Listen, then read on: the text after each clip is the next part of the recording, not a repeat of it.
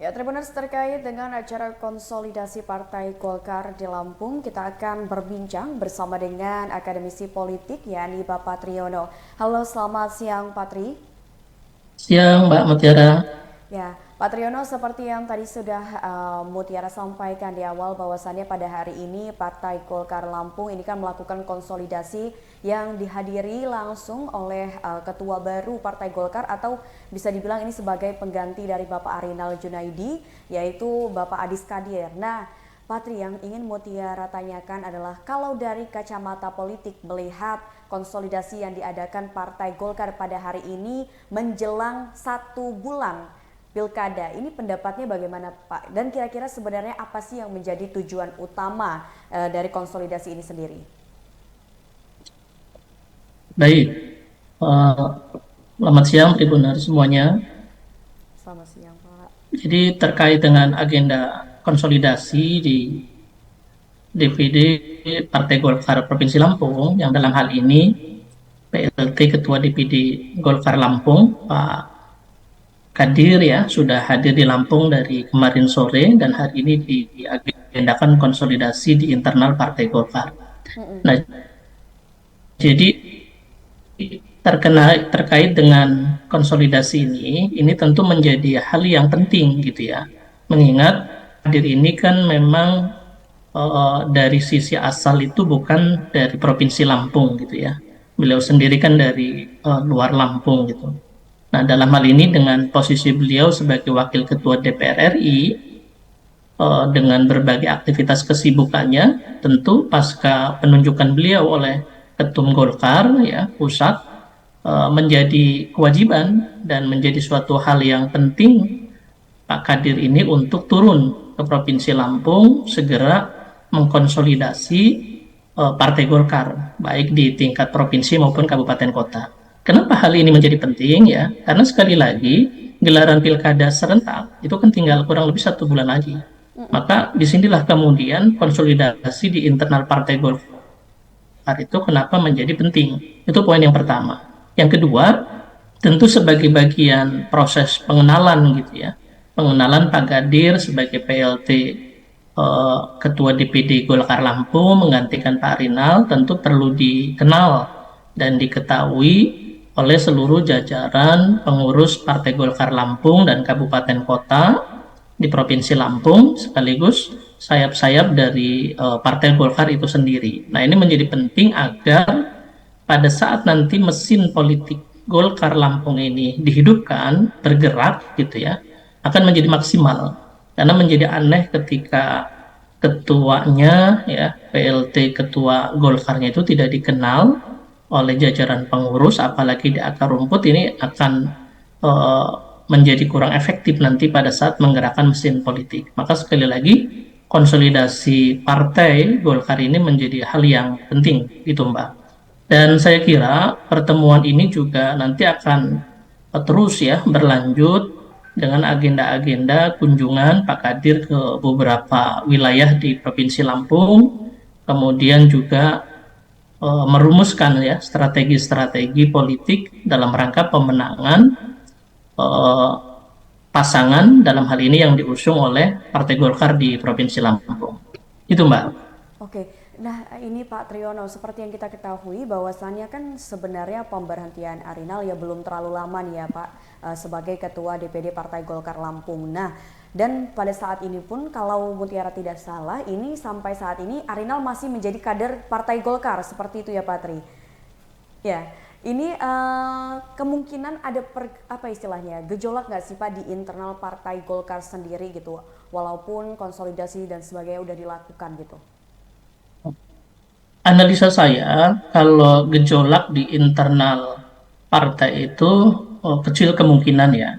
Hanya saja riak-riak yang kemungkinan muncul itu adalah terpecahnya ceruk massa di Golkar. Dalam hal ini, walaupun Pak Arinal itu sudah tidak menjabat sebagai ketua DPD Golkar Lampung, namun secara kader beliau kan belum dipecat. Nah, disinilah kemudian hubungan emosional dengan akar rumput itu yang menurut analisa saya sedikit banyak Pak Arinal ini masih memiliki basis-basis massa berdasarkan hubungan personal gitu ya. Artinya Partai Golkar di atas kertas bisa saja tergabung dalam tim itu mendukung paslon 02 dalam hal ini RMD gitu ya. Tetapi secara hubungan personal, basis-basis massa yang loyalis, yang sudah lebih awal mengenal Pak Arinal, saya rasa ini tidak bisa dinafikan, nanti akan memberikan sumbangsi suara juga kepada Pak Rinal. Itu Mbak. Oke, jadi ini kalau misalkan kita melihat posisi Pak Arinal di Partai Golkar saat ini kan masih sebagai kader. Tapi sebenarnya Pak, biasanya kalau misalkan sudah kejadian seperti ini, apakah Pak Arinal ini sebaiknya tetap bertahan di Partai Golkar atau bagaimana sih Pak kalau melihat dari kacamata politik? Karena ini mengingat kejadian seperti pada saat pencalonan presiden yang kita tahu bahwasannya pada saat itu PDIP mengusung Pak Ganjar, namun ternyata ini ada kader PDIP yaitu Mas Gibran yang mencalonkan diri juga. Nah, bagaimana itu Pak? Ya, saya rasa ini lebih kepada personal Pak Rinal ya, dan Oke. ada hitung-hitungan politik. Kenapa beliau tidak mundur dari kader Partai Golkar? Tentu ada pilihan politiknya, dan barangkali juga pasca pilkada nanti ada pilihan gitu ya. Apakah akan tetap bertahan di Golkar atau kemudian pindah ke partai lain? Yang jelas ini tentu dari sisi politik itu ada hitung-hitungan politik terkait dengan strategi. Berbeda ketika kemudian Pak Rinal ini dipecat gitu ya. Karena baik mundur ataupun dipecat dari Golkar, ini kalkulasi politik ini pasti ada perhitungannya. Akan memberikan sebuah efek gitu ya. Pada saat dipecat, bisa kemudian dimainkan dari sisi politik terkesan terzolimi. Nah ini tentu akan menambah pundi-pundi suara gitu ya. Tetapi ketika Pak Rinal mundur dari Partai Golkar pun, ini juga kalkulasi politiknya tentu akan memberikan efek dalam hal ini. Itu Mbak. Oke, nah pada hari ini juga tadi sudah dijelaskan oleh reporter Tribun Lampung yang berada di lokasi acara bahwasannya katanya pada acara konsolidasi ini pula dihadiri oleh calon gubernur dan calon wakil gubernur yang diusul oleh Partai Golkar serta calon wali kota yang diusung oleh Partai Golkar. Ini bisa dikatakan juga nggak Pak bahwasannya konsolidasi Golkar pada hari ini sebagai sikap tegas mereka terkait dengan dukungan kepada salah satu paslon yang memang diusung oleh partai mereka. Seperti itu, Pak. Ya, tadi seperti di awal saya sampaikan bahwa konsolidasi internal Partai Golkar ini akan terus berlanjut. Tentu Oke. konsolidasi dan koordinasi juga dengan partai-partai pengusung paslon 2 ya, dalam hal ini RMD. Nah, tentu ini sebagai bagian dari mematangkan strategi bersama di kubu koalisi Kim ini. Nah, terkait dengan hal ini tentu ya menjadi hal yang lumrah gitu ya, bahwa partai-partai koalisi memang dalam hal ini harus sering duduk bersama, kemudian merumuskan strategi-strategi pemenangan.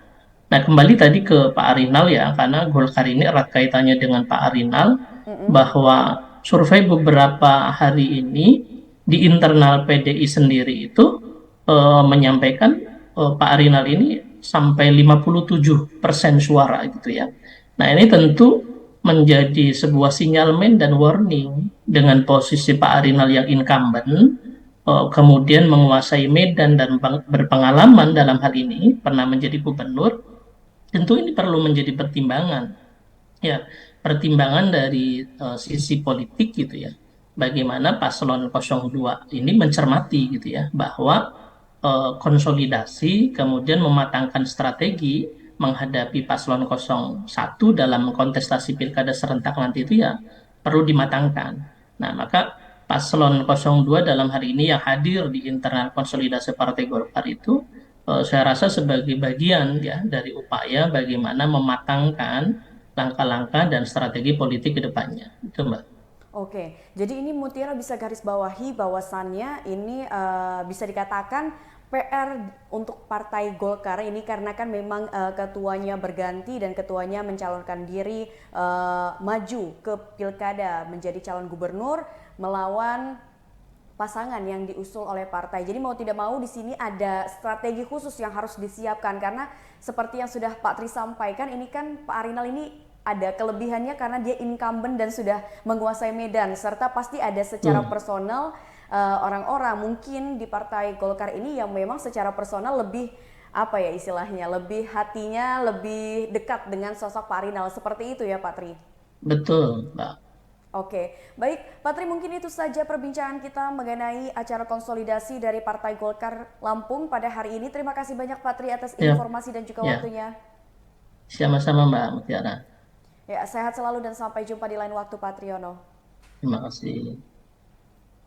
Baik Tribuners, tadi kita sudah berbincang bersama dengan akademisi politik yakni Bapak Triyono terkait dengan konsolidasi Partai Golkar Lampung yang berlangsung pada hari ini Sabtu 26 Oktober 2024. Tribuners, mungkin itu saja tayangan Breaking News bersama saya Mutiara. Nantikan tayangan terupdate lainnya hanya di YouTube Tribun Lampung News Video. Saya Mutiara pamit undur diri dan sampai jumpa.